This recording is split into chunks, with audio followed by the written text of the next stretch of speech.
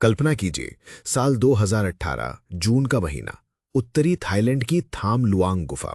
दुनिया की सांसें अटकी हुई हैं। वाइल्ड बोर्स नाम की एक जूनियर फुटबॉल टीम के 12 लड़के और उनके 25 साल के कोच प्रैक्टिस के बाद गुफा घूमने गए थे। लेकिन अचानक हुई मूसलाधार मानसूनी बारिश ने गुफा को एक जलमग्न भूल भुलैया में बदल दिया। वे बाहर निकलने का रास्ता बंद हो जाने के कारण गुफा के मुंह से 4 किलोमीटर अंदर फंस गए हैं। 9 दिनों की घनघोर अंधेरी रात के बाद ब्रिटिश गोताखोरों ने उन्हें जिंदा तो खोज निकाला, लेकिन अब एक और ज्यादा बड़ी और लगभग नामुमकिन चुनौती सामने खड़ी थी। उन्हें बाहर कैसे निकाला जाए।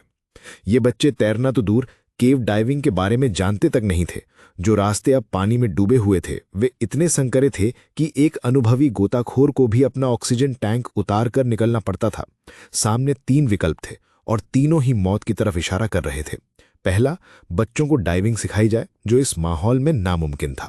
दूसरा, मानसून खत्म होने का इंतजार किया जाए, जिसमें कई महीने लग सकते थे और तब तक बच्चे भूख, अंधेरे और इन्फेक्शन से शायद जिंदा ना बचते। और तीसरा, एक ऐसा प्लान जो पहले कभी नहीं आजमाया गया था, एक ऐसा आइडिया जो सुनने में ही आत्महत्या जैसा लगता था। इसी उथल पुथल के बीच ऑस्ट्रेलिया में एक शख्स अपनी छुट्टियां बिता रहा था, एक और केव डाइविंग एडवेंचर पर जाने की तैयारी में। उनका नाम था डॉक्टर रिचर्ड हैरी हैरिस। लेकिन हैरी कोई आम डॉक्टर या आम गोताखोर नहीं थे। वो एक एनेस्थीटिस्ट थे, यानी बेहोशी की दवा के विशेषज्ञ, और साथ ही दुनिया के सबसे अनुभवी केव डाइवर्स में से एक। उनके पास स्किल्स का एक ऐसा अनूठा, लगभग पौराणिक संगम था जिसकी उस वक्त दुनिया को सबसे ज्यादा जरूरत थी। थाईलैंड में मौजूद ब्रिटिश बचाव दल ने खास तौर पर उनकी मदद मांगी।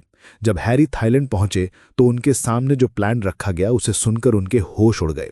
प्लान था, बच्चों को पूरी तरह से बेहोश कर दिया जाए और फिर गोताखोर उन्हें उस खतरनाक जीरो विजिबिलिटी वाले पानी से बाहर निकाल कर लाएं। हैरी की पहली प्रतिक्रिया डर और अविश्वास से भरी थी। उन्होंने इसे अब तक का सबसे वाहियात सुझाव कहा। उन्हें पूरा यकीन था कि यह प्लान बच्चों को बचाने की बजाय उनकी मौत का कारण बनेगा। ये एक तरह की यूथेनेशिया यानी इच्छा मृत्यु होगी। एक डॉक्टर और एक गोताखोर के तौर पर वो 100 वजहें गिना सकते थे कि यह प्लान क्यों फेल होगा। इस संकट ने सिर्फ एक जोखिम लेने वाले की मांग नहीं की थी, इसने एक ऐसे विशेषज्ञ की मांग की थी जो जोखिम का प्रबंधन कर सके। हैरी की 2 अलग अलग विशेषज्ञताओं, एनेस्थीसियोलॉजी और टेक्निकल डाइविंग का संगम इस किताब की मूल थीम को रेखांकित करता है कि बेहतरीन रिस्क मैनेजमेंट सिर्फ बहादुरी से नहीं, बल्कि अलग अलग क्षेत्रों के गहरे अनुशासनात्मक ज्ञान से आता है। समस्या सिर्फ ये नहीं थी कि बच्चों को बाहर कैसे निकाला जाए। समस्या ये थी कि घबराए हुए, अप्रशिक्षित बच्चों को एक जानलेवा माहौल से बाहर कैसे निकाला जाए। एक साधारण गोताखोर उनकी घबराहट को नहीं संभाल सकता था और एक साधारण डॉक्टर डाइविंग की चुनौतियों को नहीं समझ सकता था। समाधान 2 ऐसे क्षेत्रों के संगम पर टिका था जो दोनों ही नियंत्रित वातावरण में चरम जोखिम के प्रबंधन के बारे में है, चिकित्सा और तकनीकी गोताखोरी। इसका मतलब यह है कि जोखिम की कला कोई एक कौशल नहीं है, बल्कि अभूतपूर्व समस्याओं के लिए नए समाधान बनाने के लिए विभिन्न डोमेन से ज्ञान को संश्लेषित करने की क्षमता है। हैरी वहां पहुंचने से पहले ही किताब के सार को अपने जीवन में जी लिया था। उन्होंने जोर दिया कि वो कोई भी फैसला लेने से पहले खुद गुफा के अंदर जाकर हालात का जायजा लेंगे। वो उस गुफा को अपने ऑपरेटिंग थिएटर की तरह देखना चाहते थे। उन्होंने 3 घंटे की खतरनाक डाइव लगाई, बच्चों तक पहुंचे और उस क्रूर सच्चाई का सामना किया। या तो ये नामुमकिन प्लान या फिर बच्चों की एक धीमी, दर्दनाक और निश्चित मौत। उन्होंने आगे बढ़ने का फैसला किया, ये जानते हुए भी कि इस मिशन के सफल होने की संभावना लगभग शून्य थी। ये कहानी यहाँ एक ऐसे मोड़ पर रुकती है जहाँ एक इंसान एक ऐसे प्लान के लिए हाँ कह चुका है जिसके बारे में उसका मानना है कि ये शायद 13 लोगों की जान ले लेगा, सिर्फ इसलिए क्योंकि यही उनकी एकमात्र उम्मीद है। सवाल उठता है कि कौन इंसान ऐसे प्लान के लिए हाँ कह सकता है? कौन है वो जिसे ऐसी जगह पर सुकून मिलता है जो ज्यादातर लोगों के लिए किसी बुरे सपने से कम नहीं? यही सवाल हमें डॉक्टर रिचर्ड हैरी हैरिस की मानसिकता और उनकी किताब द आर्ट ऑफ रिस्क के दिल में ले जाता है। हैरी के लिए पानी से भरी अंधेरी और संकरी गुफाएं उनका सेफ स्पेस या सुरक्षित स्थान है, एक ऐसी जगह जहां वो मनोरंजन के लिए जाते हैं।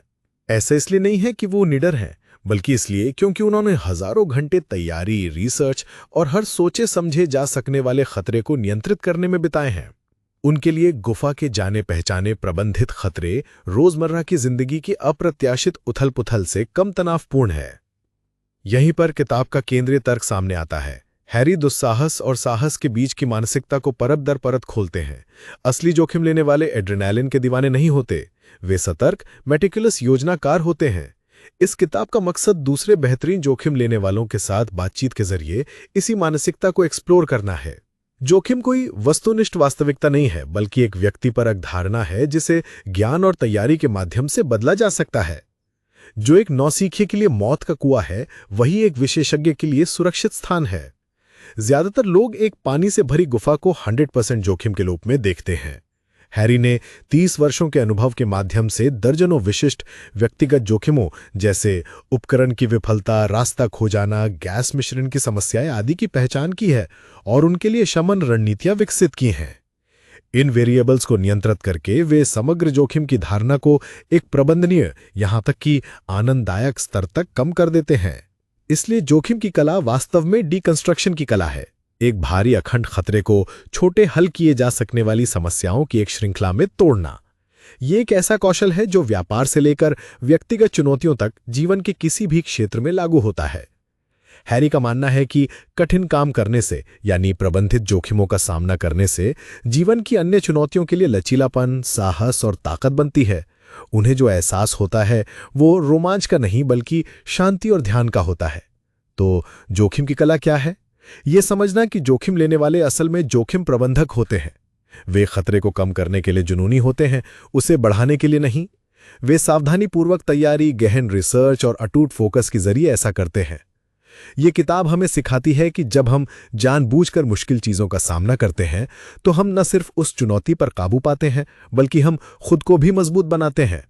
ये हमें रोजमर्रा की जिंदगी के तनावों से बेहतर तरीके से निपटने के लिए तैयार करता है। थाई गुफा में हैरी का फैसला एक आवेगपूर्ण छलांग नहीं थी। ये दशकों के अनुभव, अभ्यास और जोखिम की गहरी समझ का नतीजा था। उन्होंने खतरे को स्वीकार किया, लेकिन अपनी शर्तों पर। उन्होंने इसे एक प्रबंधित प्रक्रिया में बदल दिया। ये किताब इसी प्रक्रिया के बारे में है कि कैसे हम अपने जीवन में जोखिम को समझ सकते हैं, उसका प्रबंधन कर सकते हैं और अंत में उसका उपयोग खुद को बेहतर बनाने के लिए कर सकते हैं। ये दुस्साहस के बारे में नहीं बल्कि अनुशासन के बारे में है। ये डर की अनुपस्थिति के बारे में नहीं बल्कि उसकी महारत के बारे में है। और जैसा कि हम देखेंगे, ये सिद्धांत सिर्फ गुफाओं या ऊंचे पहाड़ों पर ही लागू नहीं होता, बल्कि हमारे करियर, हमारे रिश्तों और हमारे रोजमर्रा के फैसलों पर भी लागू होता है। हैरी हमें दिखाते हैं कि जोखिम की कला असल में पूरी तरह से जीने की कला है। इस कला को समझने के लिए हैरी ने सिर्फ अपने अंदर नहीं झांका, उन्होंने उन लोगों की तलाश की जो किनारे पर जीते हैं, जो असंभव को संभव बनाते हैं। उनकी खोज उन्हें दो असाधारण हस्तियों तक ले गई। Alex Arnold, film free solo से मशहूर हुए पर्वतारोही, और जेसिका वॉटसन, एक किशोरी जिसने अकेले ही दुनिया का चक्कर लगाया था। इन दोनों की कहानियां जोखिम प्रबंधन के दो अलग-अलग चेहरों को दिखाती हैं। पहले बात करते हैं एलेक्स आर्नोल्ड की। उन्होंने योसेमिटी के एल कैपिटन पहाड़ पर बिना किसी रस्सी या सुरक्षा उपकरण के चढ़ाई की थी, एक ऐसा कारनामा जिसे पर्वतारोहण के इतिहास में सबसे महान माना जाता है।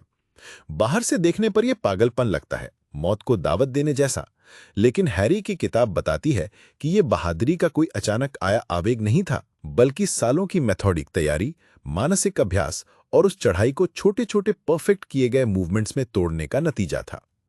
आर्नोल्ड का जोखिम प्रबंधन इस स्तर की महारत हासिल करने के बारे में है कि गलती की संभावना लगभग शून्य हो जाए। उन्होंने उस रास्ते का इतनी बार अभ्यास किया कि हर पकड़, हर कदम उनके दिमाग और शरीर में बस गया था। उन्होंने अपनी डर की प्रतिक्रिया को नियंत्रित करना सीखा, उसे पैनिक में बदलने से रोका। उनका जोखिम जुआ नहीं था, ये एक सावधानीपूर्वक तैयार की गई योजना का निष्पादन था। अब जेसिका वॉटसन की कहानी पर आते हैं।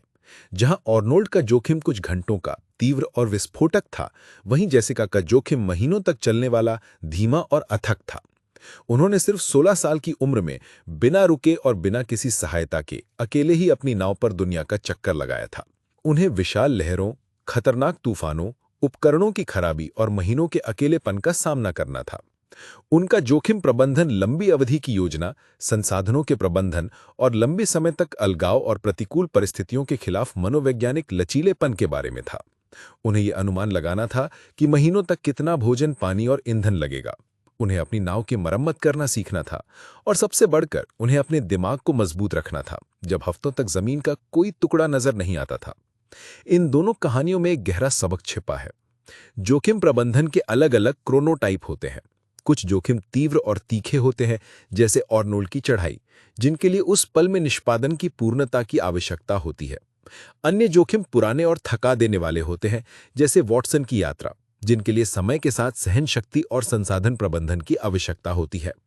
ये समझना कि आप किस प्रकार के जोखिम का सामना कर रहे हैं, सही रणनीति निर्धारित करता है। ऑर्नोल्ड की चढ़ाई एक एकल उच्च दांव वाली घटना है। विफलता विनाशकारी और तत्काल है। उनकी तैयारी उस एक प्रदर्शन के लिए सभी वेरिएबल्स को खत्म करने पर केंद्रित है। वॉटसन की यात्रा कई महीनों में हजारों छोटे जोखिमों की एक श्रृंखला है। विफलता एक एकल विनाशकारी घटना से या संसाधनों या मनोबल के धीमे क्षरण से आ सकती है। उनकी तैयारी रिडंडेंसी, मरम्मत और मनोवैज्ञानिक सहन शक्ति पर केंद्रित है। इसका तात्पर्य यह है कि एक सार्वभौमिक जोखिम रणनीति अपर्याप्त है। सही उपकरण लागू करने से पहले व्यक्ति को पहले जोखिम की प्रकृति यानी स्प्रिंट वर्सेस मैराथन का निदान करना चाहिए। ये व्यवसाय, करियर योजना या किसी भी दीर्घकालिक परियोजना के लिए एक महत्वपूर्ण सबक है। ऑर्नोल्ड और वॉटसन अपने अलग-अलग क्षेत्रों के बावजूद एक ही मूल सिद्धांत का प्रदर्शन करते हैं। वे अपनी क्षमता और नियंत्रण के दायरे का विस्तार करके जोखिम को कम करते हैं। वे जुआ नहीं खेलते, वे सावधानीपूर्वक तैयार की गई योजनाओं को क्रियान्वित करते हैं। उनकी कहानियां हमें सिखाती हैं कि जोखिम का मनोरंजन सिर्फ खतरे से बचने के बारे में नहीं है, बल्कि महारत और लचीलेपन के माध्यम से खुद को सशक्त बनाने के बारे में है। अब तक हमने उन साहसी लोगों की बात की जो अकेले ही जोखिम उठाते हैं, लेकिन उन लोगों का क्या जिनका काम ही दूसरों के लिए जोखिम का प्रबंधन करना है।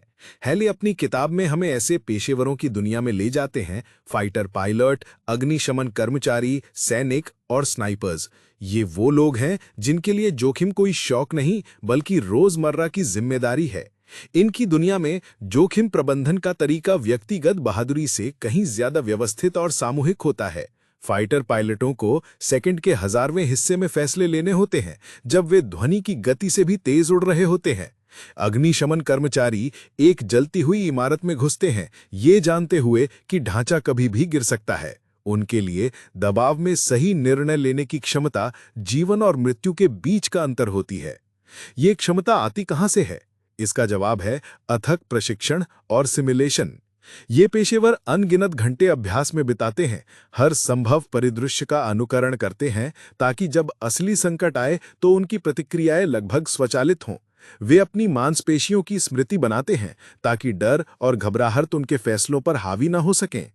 अकेले साहसी लोगों के विपरीत ये पेशेवर टीम वर्क, संचार और स्थापित प्रोटोकॉल पर बहुत अधिक निर्भर करते हैं। जोखिम का प्रबंधन सिर्फ एक व्यक्ति द्वारा नहीं बल्कि एक पूरी प्रणाली द्वारा किया जाता है। एक अग्निशमन दल का उदाहरण लें। हर सदस्य की एक विशिष्ट भूमिका होती है और वे एक दूसरे पर पूरा भरोसा करते हैं। उनका संचार संक्षिप्त और सटीक होता है। वे जानते हैं कि उनकी सुरक्षा उनके साथी की क्षमता पर निर्भर करती है। यहाँ व्यक्तिगत कौशल आवश्यक तो है, लेकिन प्रणालीगत जोखिम वाले वातावरण में अपर्याप्त है। टीमों के लिए जोखिम की कला, विश्वास, स्पष्ट संचार और भरोसेमंद प्रोटोकॉल की एक संस्कृति बनाने के बारे में है, जो तब भी काम करती है जब तनाव के कारण व्यक्तिगत निर्णय लेने की क्षमता से समझौता हो जाता है। एक अकेला पर्वतारोही पूरी तरह से अपने निर्णय पर निर्भर करता है, लेकिन एक फाइटर पायलट या अग्निशमन कर्मचारी एक टीम के भीतर काम करता है, जहां उनके कार्य सीधे दूसरों को प्रभावित करते हैं और इसका विपरीत भी होता है। ऐसे वातावरण में व्यक्तिगत अंतर्ज्ञान खतरनाक हो सकता है। सिस्टम यानी चेकलिस्ट, प्रोटोकॉल और कमांड की श्रृंखला को व्यक्तिगत मानवीय त्रुटि के जोखिम को कम करने के लिए डिजाइन किया गया है। इसलिए संगठनात्मक या टीम आधारित चुनौतियों के लिए जोखिम प्रबंधन का ध्यान सिर्फ व्यक्तिगत नायकों को प्रशिक्षित करने के बजाय मजबूत सिस्टम बनाने और भरोसे की संस्कृति को बढ़ावा देने पर होना चाहिए। इन पेशेवरों की कहानियां हमें सिखाती हैं कि जब दांव ऊंचे होते हैं तो सबसे मजबूत कवच तैयारी और टीम वर्क का होता है। वे हमें दिखाते हैं कि कैसे अनुशासन और संरचना अराजकता के बीच व्यवस्था ला सकते हैं और कैसे एक अच्छी तरह से प्रशिक्षित टीम व्यक्तिगत प्रतिभा से कहीं ज्यादा हासिल कर सकती है। ये एक महत्वपूर्ण सबक है जो सिर्फ खतरनाक व्यवसायों पर ही नहीं बल्कि किसी भी संगठन या समूह पर लागू होता है जो एक साथ मिलकर बड़ी चुनौतियों का सामना करना चाहता है। जोखिम का प्रबंधन सिर्फ ये नहीं है कि आप क्या करते हैं, बल्कि ये भी है कि आप इसे किसके साथ करते हैं। लेकिन क्या होगा अगर जोखिम शारीरिक खतरे का ना हो? क्या होगा अगर दांव पर जिंदगी नहीं बल्कि आपकी आजीविका, आपकी बचत और आपके सपने हो? हैरी हमें दिखाते हैं कि चरम वातावरण से सीखे गए सिद्धांत सीधे तौर पर कॉरपोरेट जगत और उद्यमिता पर भी लागू होते हैं। किताब में एक सफल व्यवसायी महिला का उदाहरण दिया गया है जो व्यापार की दुनिया के अंतर्निहित जोखिमों को नेविगेट करने के लिए रणनीतिक विश्लेषण और नपे तुले जोखिम का उपयोग करती है। एक उद्यमी के लिए एक नया व्यवसाय शुरू करना एक अंधेरी गुफा में गोता लगाने जैसा हो सकता है। बाजार अप्रत्याशित है, प्रतिस्पर्धा भयंकर है और विफलता की संभावना हमेशा बनी रहती है। यहाँ जोखिम का मुद्रा बदल जाता है। शारीरिक सुरक्षा की बजाय ये वित्तीय पूंजी है, लेकिन इसे प्रबंधित करने की बौद्धिक प्रक्रिया समान रहती है। एक सफल उद्यमी एक सफल साहसी की तरह संतुलन बनाता है। वो लापरवाह जुआरी नहीं होते। वे अपना होमवर्क करते हैं, बाजार का विश्लेषण करते हैं, अपने संसाधनों का आकलन करते हैं और फिर परिकलित दांव लगाते हैं। जिस तरह एक गुफा गोताखोर पानी की स्थिति और गुफा की संरचना का आकलन करता है और अपनी गैस आपूर्ति और उपकरणों जैसे संसाधनों की जांच करता है, उसी तरह एक उद्यमी बाजार की स्थिति और प्रतिस्पर्धा जैसे पर्यावरण का आकलन करता है और अपनी पूंजी और टीम जैसे संसाधनों का मूल्यांकन करता है। दोनों एक लक्ष्य की पहचान करते हैं, एक नया मार्ग तलाशना, एक नया उत्पाद लॉन्च करना। दोनों संभावित इनाम को संभावित नुकसान के खिलाफ तौलते हैं और नकारात्मक पक्ष को कम करने के लिए एक योजना विकसित करते हैं। ये बताता है कि जोखिम प्रबंधन एक पोर्टेबल अमूर्त स्किल सेट है जो मूल रूप से महत्वपूर्ण सोच और रणनीतिक योजना के बारे में है, चाहे विशिष्ट अनुप्रयोग कुछ भी हो। इस दुनिया में विफलता को एक तबाही के रूप में नहीं देखा जाता, बल्कि एक सीखने के अवसर के रूप में देखा जाता है। ये एक मूल्यवान डेटा है जो अगले उद्यम को सूचित करता है। ये सीधे तौर पर उन साहसी लोगों की विकास मानसिकता से जुड़ता है जो हर गलती से सीखते हैं। जब एलेक्स ऑर्नोल्ड एक पकड़ से चूक जाते हैं तो वो इसे अपनी तकनीक को सुधारने के लिए एक संकेत के रूप में देखते हैं। जब एक उद्यमी का उत्पाद बाजार में विफल हो जाता है तो वो इसे ग्राहकों की ज़रूरतों को बेहतर ढंग से समझने के अवसर के रूप में देखता है। दोनों ही मामलों में मानसिकता ये है कि विफलता अंत नहीं है, ये प्रक्रिया का एक हिस्सा है। ये हमें सिखाता है कि व्यापार में सफलता सिर्फ एक शानदार विचार होने के बारे में नहीं है। ये उस विचार से जुड़े जोखिमों को समझने, उन्हें कम करने के लिए एक योजना बनाने और जब चीज़ें गलत हों तो अनुकूलन और सीखने की क्षमता रखने के बारे में है। सबसे सफल उद्यमी वे नहीं होते जो कभी असफल नहीं होते। वे हैं जो असफलता का उपयोग होशियार, मजबूत और अधिक लचीला बनने के लिए करते हैं। वे जोखिम की कला में माहिर हैं, चाहे वो बोर्ड रूम में हो या किसी पहाड़ की चोटी पर। जोखिम प्रबंधन की कला कितनी विविध हो सकती है, इसे दर्शाने के लिए हैरी हमें दो और चरम उदाहरणों से परिचित कराते हैं जो इस स्पेक्ट्रम के दो विपरीत छोरों पर खड़े हैं। एक तरफ है फिल्म निर्देशक और गहरे समुद्र के खोजकर्ता जेम्स कैमरून और दूसरी तरफ है बेस जंपर्स का समुदाय। इन दोनों की तुलना से जोखिम प्रबंधन के मूल में एक गहरा द्वंद्व उजागर होता है। जेम्स कैमरून ने मारियाना ट्रेंच, पृथ्वी के सबसे गहरे बिंदु तक अकेले गोता लगाया। उनका जोखिम प्रबंधन मुख्य रूप से इंजीनियरिंग, प्रौद्योगिकी और संपूर्ण सिस्टम जांच के माध्यम से होता है। ये तैयारी की एक जीत है जहां इंसान को एक तकनीकी कवच द्वारा शत्रुतापूर्ण वातावरण से बचाया जाता है। यहाँ जोखिम डिजाइन और सिस्टम की अखंडता में निहित है। 11,000 मीटर की गहराई पर पतवार के टूटने से अपने कौशल के दम पर कैमरून बाहर नहीं निकल सकते। उन्हें अपनी मशीन पर भरोसा करना ही होगा। उनका जोखिम प्रबंधन गोता लगाने से पहले होता है, डिजाइन और परीक्षण के चरण में। अब बेस जंपर्स को देखें। यहाँ न्यूनतम तकनीक है। जोखिम का प्रबंधन लगभग पूरी तरह से मानवीय कौशल, तात्कालिक निर्णय और हवा और भूभाग जैसे पर्यावरणीय कारकों की गहरी समझ के माध्यम से होता है। जोखिम तत्काल, व्यक्तिगत और अक्षम्य है। एक बेस जंपर अगर हवा का गलत अनुमान लगा ले तो उसे बचाने के लिए कोई मशीन नहीं होती। उनका जोखिम प्रबंधन कूदने के दौरान होता है, निष्पादन के चरण में। इन दोनों दृष्टिकोणों में एक मौलिक तनाव है। बाहरी प्रणालियों, प्रौद्योगिकी और आंतरिक प्रणालियों, मानव कौशल के माध्यम से जोखिम का प्रबंधन। सबसे प्रभावी जोखिम प्रबंधक ये समझते हैं कि किस संदर्भ के लिए कौन सा दृष्टिकोण उपयुक्त है और उन्हें कैसे मिलाना है। थाईलैंड की गुफा में डॉक्टर हैरी को दोनों को मिलाना पड़ा। उन्होंने प्रौद्योगिकी, डाइविंग गियर और एनेस्थेटिक दवाएं और आंतरिक कौशल, अपने चिकित्सा ज्ञान, अपनी डाइविंग क्षमता, दोनों पर भरोसा किया। ये दिखाता है कि जोखिम की कला ये भी जानना है कि अपना भरोसा कहाँ रखना है, अपने उपकरणों में, अपनी टीम में या अपने आप में, और प्रत्येक की सीमाओं को समझना है। इन बेहद अलग दृष्टिकोणों के बावजूद अंतर्निहित मानसिकता वही है, पूरा ध्यान, पर्यावरण को समझना और योजना के प्रति पूर्ण प्रतिबद्धता। चाहे आप एक टाइटेनियम सबमर्सिबल बना रहे हों या एक चट्टान से कूदने के लिए हवा के पैटर्न का अध्ययन कर रहे हों, मूल सिद्धांत अपरिवर्तित रहते हैं। आपको अपने वेरिएबल्स को जानना होगा, आपको अपनी सीमाओं को समझना होगा और आपको उस पल के लिए पूरी तरह से प्रतिबद्ध होना पड़ेगा। यह हमें दिखाता है कि जोखिम की कला किसी एक तकनीक के बारे में नहीं है, बल्कि ये एक लचीली मानसिकता है जिसे किसी भी चुनौती के लिए अनुकूलित किया जा सकता है, चाहे वो कितनी भी गहरी या कितनी भी ऊंची क्यों ना हो। अब तक हमने उपकरणों, योजनाओं और बाहरी रणनीतियों पर ध्यान केंद्रित किया है, लेकिन असली अखाड़ा जहां जोखिम का प्रबंधन होता है वो दिमाग के अंदर है। यह समझना आसान है कि जोखिम लेने वाले क्या करते हैं और कैसे करते हैं, लेकिन असली सवाल यह है कि वे ऐसा क्यों कर पाते हैं। इसका जवाब साहस के मनोविज्ञान में छिपा है। किताब का एक महत्वपूर्ण सबक ये है कि जोखिम की कला निडर होने के बारे में नहीं है, बल्कि डर को प्रबंधित करने के बारे में है।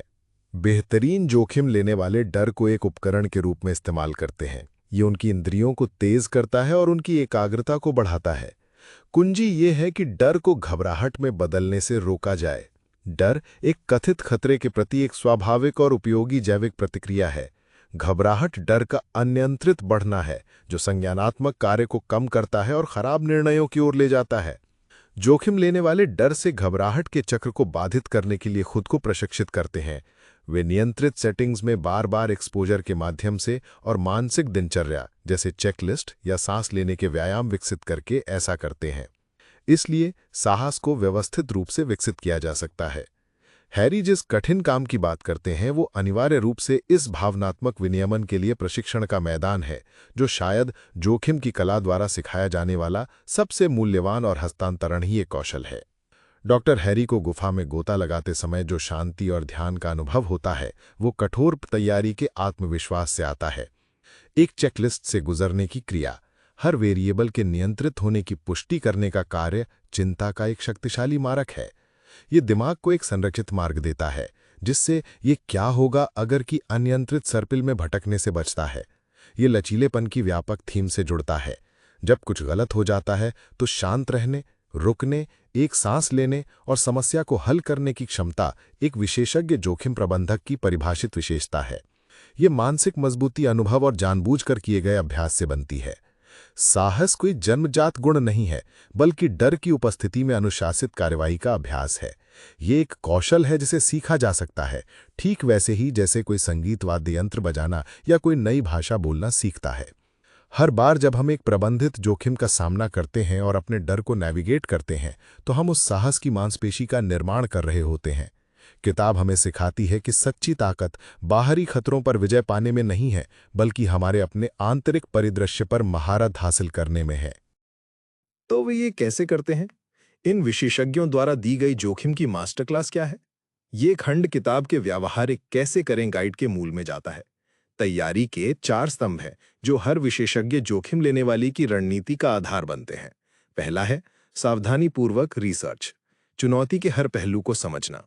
एलेक्स ऑर्नल्ड ने एल कैपिटन पर अपनी चढ़ाई का महीनों तक अध्ययन किया। डॉक्टर हैरी ने थाईलैंड जाने से पहले बच्चों को बेहोश करने के हर संभव तरीके और उसके खतरों पर विचार किया। दूसरा है परिदृश्य योजना, हर उस चीज के बारे में सोचना जो गलत हो सकती है और हर आकस्मिकता के लिए एक योजना बनाना। एक फाइटर पायलट सिमुलेटर में दर्जनों आपातकालीन प्रक्रियाओं का अभ्यास करता है। एक व्यवसायी अपनी बाजार रणनीति के लिए प्लान बी और प्लान सी तैयार करता है। तीसरा है कौशल में महारत, तब तक अभ्यास करना जब तक कि आवश्यक क्रियाएं दूसरी प्रकृति ना बन जाएं। यह सुनिश्चित करता है कि दबाव में शरीर वही करेगा जो उसे करने के लिए प्रशिक्षित किया गया है, भले ही दिमाग डर से धुंधला हो।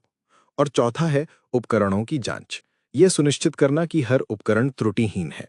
जेम्स कैमरॉन के सबमर्सिबल से लेकर एक गोताखोर के ऑक्सीजन टैंक तक उपकरण जीवन रेखा है। लेकिन शायद सबसे महत्वपूर्ण सबक जो किताब सिखाती है वो है पीछे हटने का ज्ञान। जोखिम प्रबंधन की अंतिम अभिव्यक्ति हर कीमत पर आगे बढ़ना नहीं है, बल्कि पीछे हटने के लिए ज्ञान और अहंकार नियंत्रण रखना है। यही वो रेखा है जो साहस को दुस्साहस से अलग करती है। सच्चे विशेषज्ञ उन जोखिमों से उतने ही परिभाषित होते हैं जिन्हें वे नहीं लेते हैं जितने की वे लेते हैं। पीछे हटने का निर्णय जोखिम प्रबंधन का सबसे कठिन और सबसे महत्वपूर्ण हिस्सा है, क्योंकि इसके लिए धसे हुए लागत के भ्रम और अहंकार निवेश जैसे शक्तिशाली मनोवैज्ञानिक पूर्वाग्रहों पर काबू पाने की आवश्यकता होती है। जब आपने किसी योजना में महत्वपूर्ण समय, पैसा और भावना का निवेश किया हो, तो उसे छोड़ना बहुत मुश्किल होता है, भले ही वस्तुनिष्ठ संकेत ये बताते हों कि आपको ऐसा करना चाहिए। बेहतरीन जोखिम लेने वाले अपनी नो गो कंडीशंस के लिए पहले से प्रतिबद्ध होते हैं। वे पीछे हटने का निर्णय पहले लेते हैं, इससे पहले कि उनका निर्णय उस पल के तनाव से धुंधला हो जाए। ये दर्शाता है कि जोखिम प्रबंधन का उच्चतम रूप किसी के अपने मनोविज्ञान के खिलाफ एक लड़ाई है। ये सिर्फ पर्यावरण पर महारत हासिल करने के बारे में नहीं है, ये खुद पर महारत हासिल करने के बारे में है। दर्शकों के लिए इसे एक सरल यादगार चेकलिस्ट में बदला जा सकता है। जोखिम लेने वाले की चेकलिस्ट। चरण विवरण। पहला, असली जोखिम को परिभाषित करें।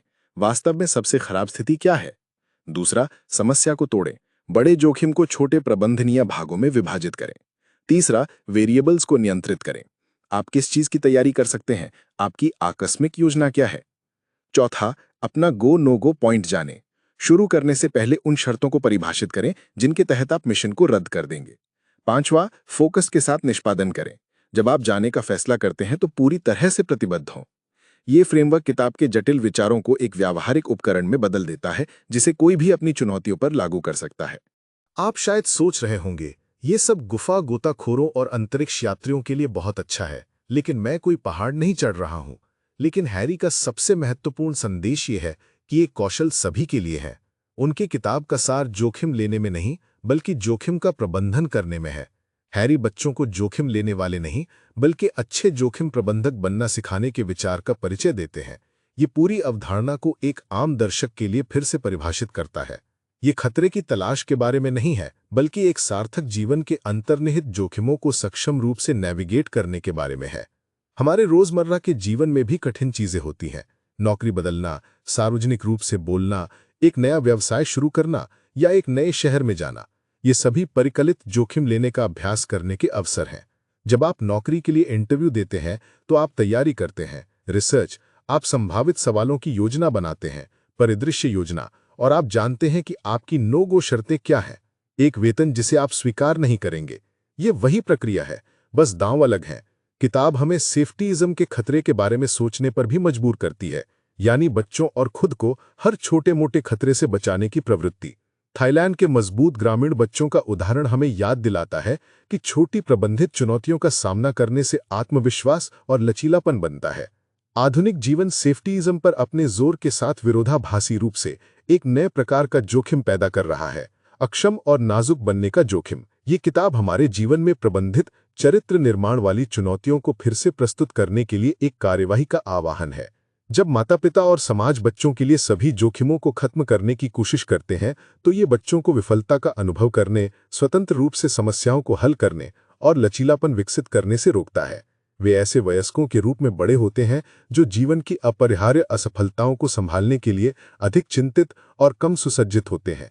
इसलिए अल्पावधि में छोटे प्रबंधनीय जोखिमों से बचना दीर्घावधि में मनोवैज्ञानिक कमजोरी का एक बहुत बड़ा प्रणालीगत जोखिम पैदा करता है। जोखिम की कला 21वीं सदी में नेविगेट करने के लिए एक आवश्यक जीवन कौशल है। ये हमें सिखाता है कि अपने आराम क्षेत्र से बाहर निकलना खतरनाक नहीं है, ये विकास का तरीका है।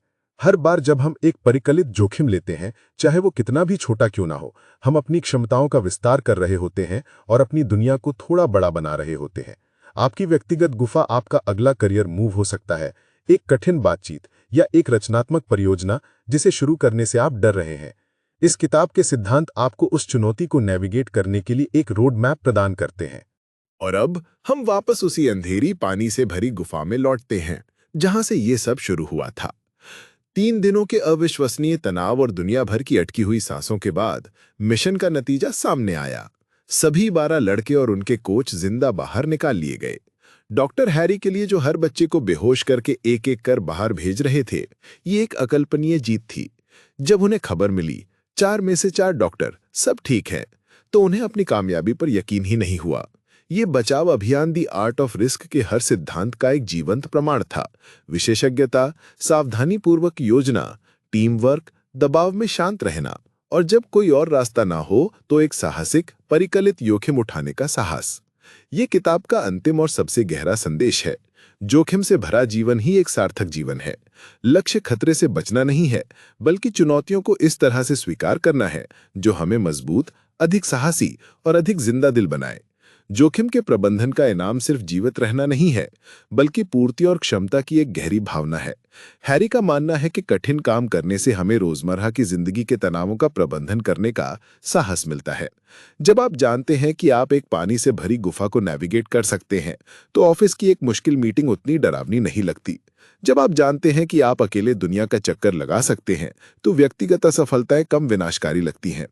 जोखिम की अंतिम कला ये सीखना है कि कैसे पूरी तरह से जिया जाए, खतरों और विशाल संभावनाओं दोनों के लिए आंखें खुली रखकर। सबसे बड़ा रिस्क कोई रिस्क ना लेना ही है। आज ही अपने जीवन में एक छोटी कठिन चीज की पहचान करके शुरुआत करें। इस किताब के सिद्धांतों का उपयोग करें, तैयारी करें, योजना बनाएं और अपनी सीमाएं जानें और एक परिकलित कदम उठाएं। आप सिर्फ एक चुनौती का सामना नहीं कर रहे होंगे, एक बड़ा जीवन जीने का साहस पैदा कर रहे होंगे। अगर आपको इस वीडियो से जोखिम लेने का एक नया नजरिया मिला हो, तो प्लीज इस वीडियो को लाइक करें, अपने दोस्तों के साथ शेयर करें और ऐसे ही और बुक समरीज के लिए हमारे चैनल को सब्सक्राइब करना ना भूलें। नीचे कमेंट करके बताएं कि आप अपनी लाइफ में कौन सा कैलकुलेटेड रिस्क लेने जा रहे हैं। धन्यवाद।